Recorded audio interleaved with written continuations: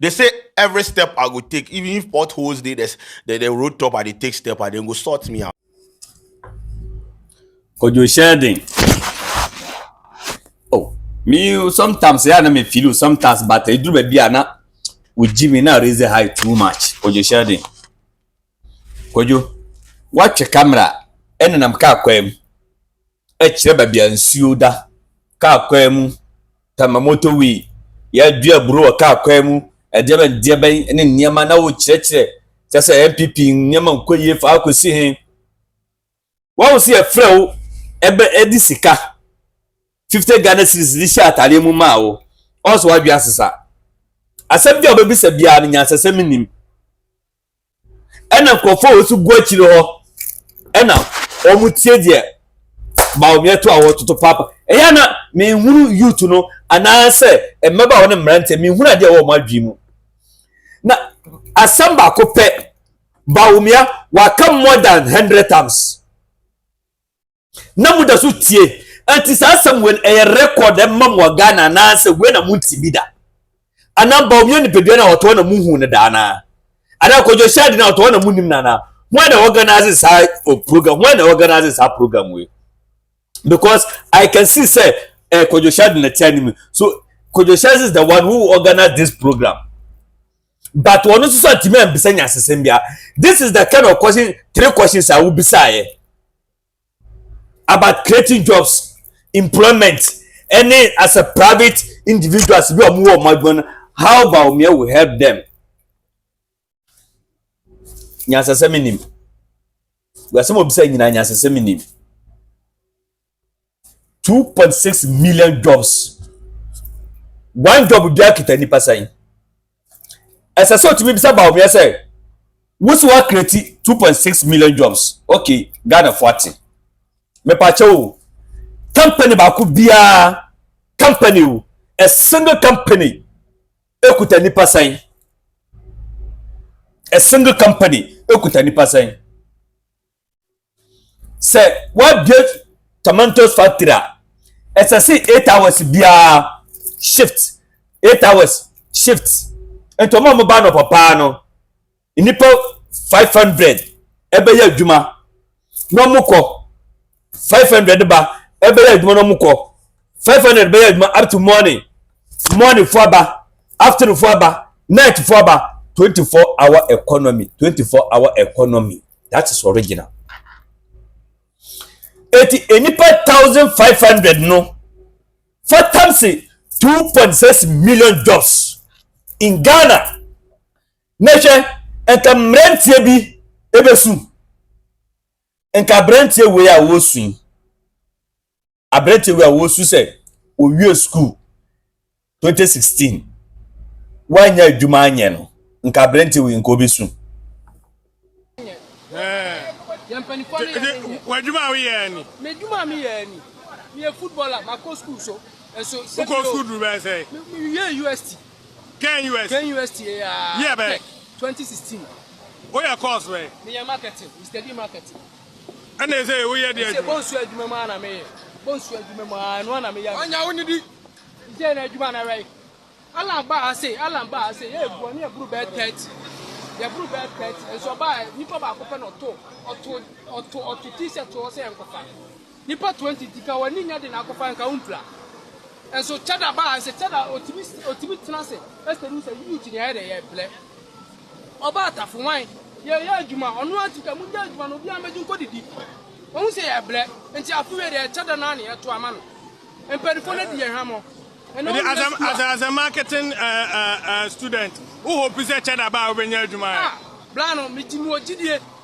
Mwojidie se chada ba me akosi afie be ya adwuma e ai frame yi school me nya adwuma e dai ai na Ghana football asai me player pa na me gina asai ubu so bia kromu a ubona aka se o hwe school bia anim me one anim was one anim me boys good one anim me enso na adwuma na right Ghana football asai we was na mani pa kra no akosa contract na e jama no kra no ye twa aka ketenkete we pay asai Upe say, me pay na me 5 million for some.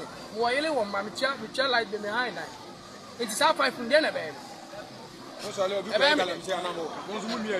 what I say? The graduate pa na oye Na me ye bonsu. bonsu no. Na me ye adwuma. Na me ye adwuma. nka brete nso a wosu nka wonsu saa wanti me hu nyansa me se no bisa wie na ba omi so tell se no ototo papa so about these 3 questions ena me di draw by ena airport ukodu ha uduru ha na gate na bie ena we ye say chese nwurai tan kojo shadin me edaw we no kwa ha me o eno kwa ha me obi a wo bisa question na order kojo shadin na onu no ebi mic atwe na no ni tripase ni mu no na order atiefo munhwe video ni din munhwe video we video na be play no munhwe ni din video na e play no kojo shadin na onu bisa bawo me question no wada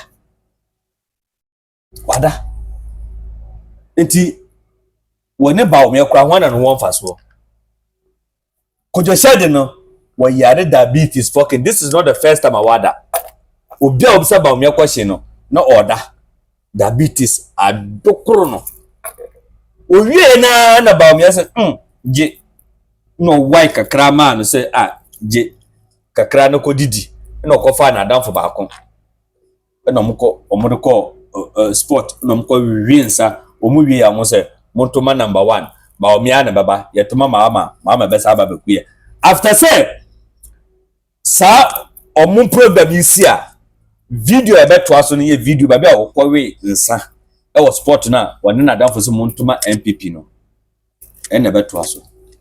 Yes, but we so for Thank those who don't know you, yet. Sheldon. But my question is, I run a youth-driven platform.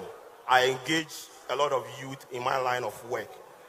And most of the times when you speak to them or you go to the grounds and you're having conversations with them and you make mention, the government has created 2.6 million jobs, and they go like, it is not reflecting. We do not have jobs. And that is like general atmosphere amongst most of the youth out there.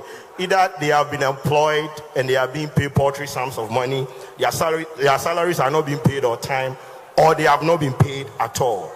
So just standing here and telling us that you have created 2.6 million or 2.3 million jobs is not enough for us. We want to see the tangibles. We want to be employable. We don't want to be employment statistics at the end of the day. So I want to know what your government is going to do to expand the various sectors of production so that we can absorb all these people into the system and they get paid well. On the other side of things too, there is this video that was posted by Honorable Kojo Nkrumah, where in the video it was asserted that you have trained 1 million youth in coding. I want to understand. I know training and actual employment be two different things. When you train someone and the person doesn't have a job, it doesn't qualify to be called employment. So these people that you want to train, we will train. Is there a job market for them to be absorbing so that it wouldn't just be training?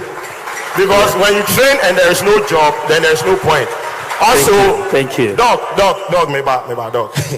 So Doc, I am a young entrepreneur. I started new media after school, after not getting job anywhere. Now I have made it. I have put in the effort to bring in national service people to work with me, right? And every year we take in about 2-3 national service people. I'm a private company. I'm not a government company. Now I'm supposed to pay these, national service people a certain amount of money, which is more than what the government is paying. And after that, I am supposed to pay money to the government through the national, service secretariat. For a private startup company like mine, that is not funded by anyone, and I'm paying all these amount of money to the government. What are the benefits, the opportunities for me in your government, so that I can create a fertile grounds to absorb in a lot more people, so that I can work with them and create employment for them?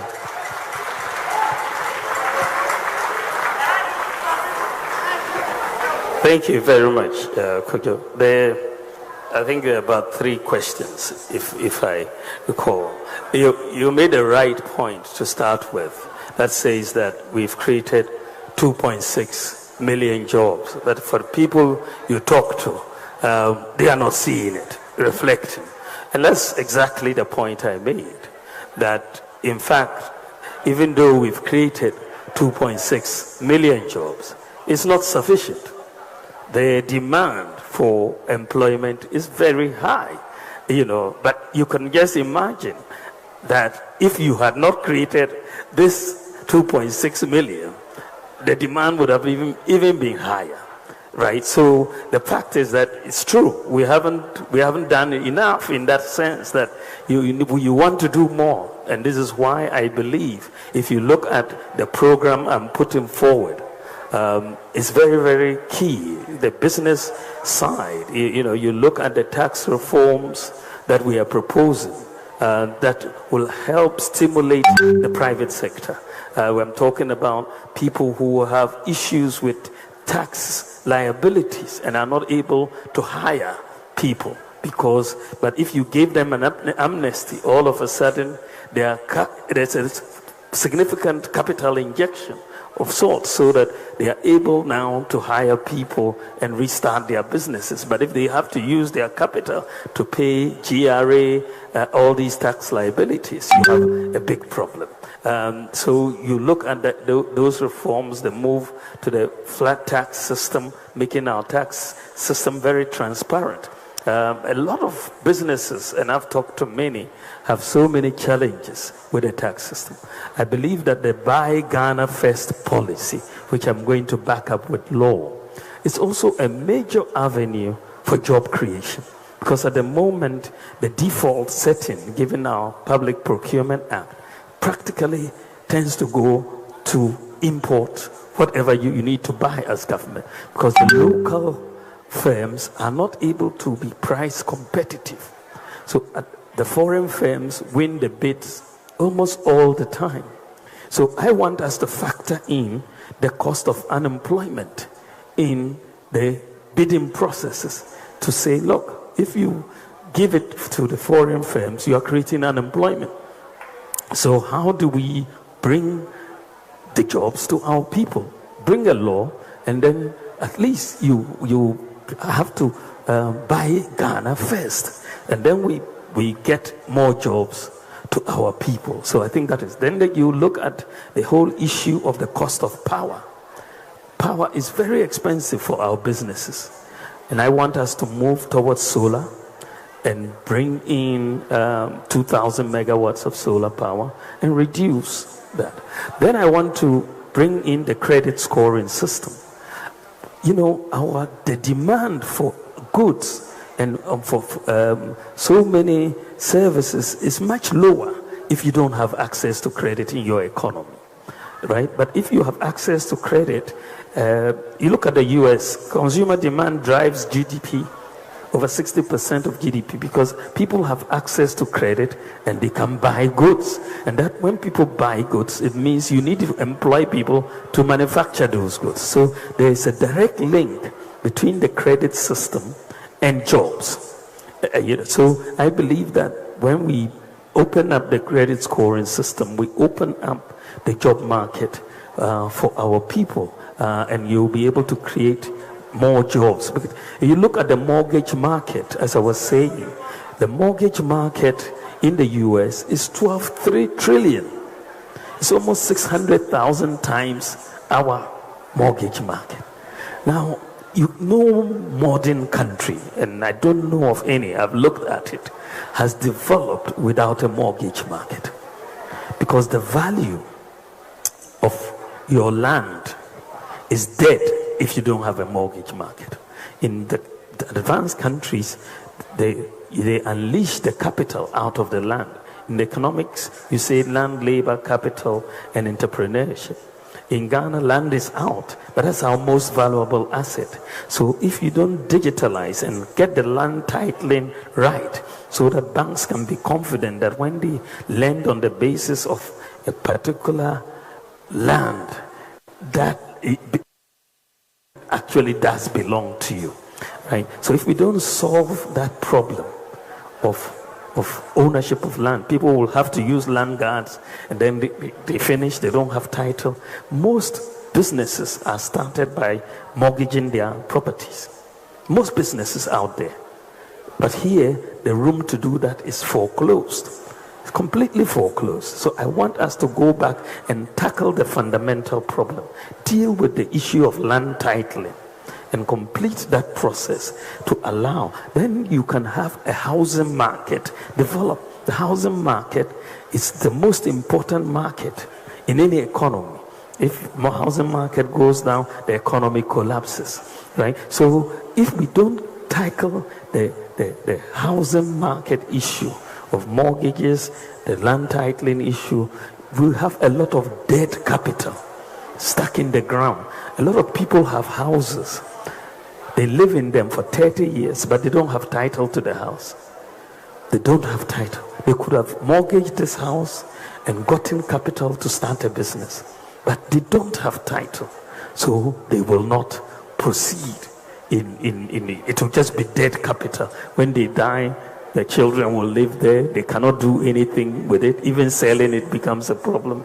So if we don't develop our housing market, we're not going to develop, you know. So these are some of the things I believe that we need to do. I mean, you raise another point about skills, like people are trained 1 million, you know, and all of that. That is very, very important point.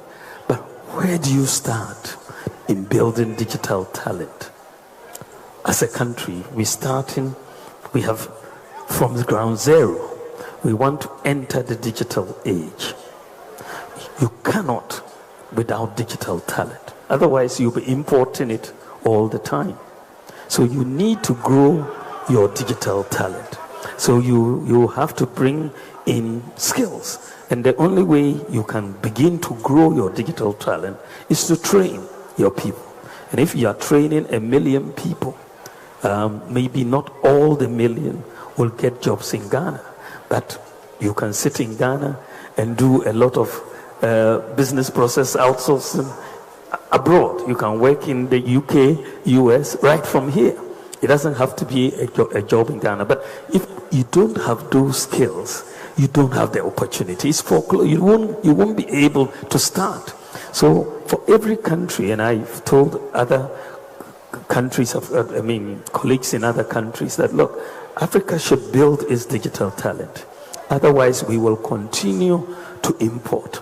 I have made sure right from the beginning that all our digitalization projects are done by local talent, all of them. And it has been a matter of policy that we grow the talent here, we make our mistakes here, we learn, and then the next time we'll do better. So if you look at everything we have done, virtually everything, it has been by local talent. Even the drones that we brought in, all the drone centers are 100% manned by Ghanaians, not a single foreigner. We insisted on it. 100%, all the drone centers are being manned by Ghanaians. Not a single foreigner is doing that, because otherwise we will just be bringing people in to make money and then we don't get the skills. But today, people are coming to hire Ghanaians. Recently, someone was taken to San Francisco to train drone flight operators because we have the most experience. We are the world's largest drone delivery service. So I think that, yes, you have to start from somewhere. You have to build the talent, and then you can otherwise, but then you don't have any ticket for entry into the game. You'll be stuck out, and others will come and do it for you. So I want to give Ghana a chance to grow our industry.